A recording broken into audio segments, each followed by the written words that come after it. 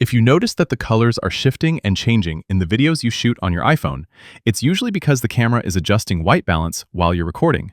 The phone is designed to auto-adjust white balance based on what the camera sees, so it keeps adjusting white balance based on what it sees in the frame. You can fix this by locking the white balance. First, we'll go to Settings, and then scroll down to Camera. On the very top, you'll see the menu for video recording. We'll go in there, and then all the way on the bottom, you'll see a toggle for locking white balance.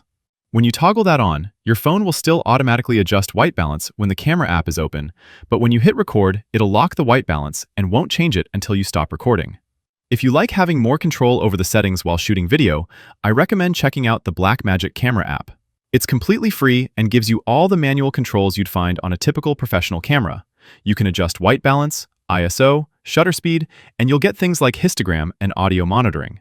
Not as simplistic as the native camera app, but this is a game changer for those who want to take their iPhone videos to the next level. And there you have it. Slap that like button if this helped, and subscribe for more quick guides like this.